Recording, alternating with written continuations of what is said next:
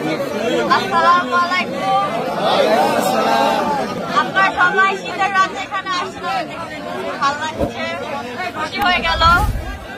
আমি বিদেশে থাকি, আমি নির্বাচনের ছুটি অনেক কম দিনের, আমি এসেছি। আপনারা সবাই নির্বাচন করতে আসছেন এখানে, আমিও আসছি বাবার নির্বাচন করতে।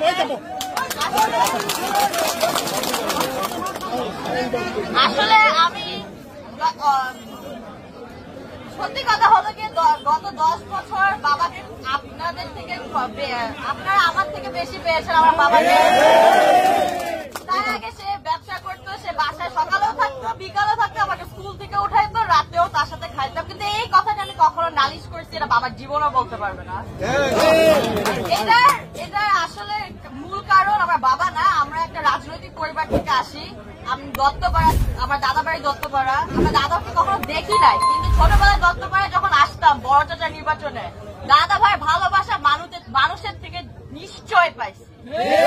এর থেকে বেশি চাওয়া পাওয়া থাকে না। তাই ছোটবেলায় মাঝে মাঝে বন্ধু বান্ধবীদের বাসায় গেলে দেখতাম যে বাবার সাথে খাচ্ছে, তো দাদার সাথে বসেই খাইতাম। কিন্তু বাবাকে আমি জীবনে নালিশ করি না। আপনাদের ভালোবাসার জন্যই সে জিতে, সে এখানেই থাকে, তার সুখে তার দুঃখে আপনাদের সাথে, আপনাদের দুঃখে সুখে অনেক উন্নয়ন করছে। ভাঙায় প্রথম যখন ছোটবেলায় আসছিলাম কোনো রাস্তা দেখি নাই,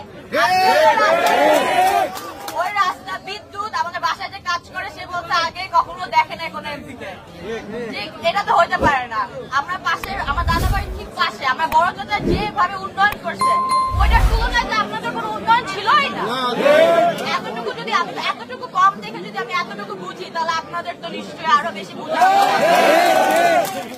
এটাই আমি বেশি কিছু বুঝি না, আমি এতটুকু জানি। ইনশাল্লাহ আপনারা সবাই ভোট দিবেন ইগো মার্কায়। জয় বাংলা।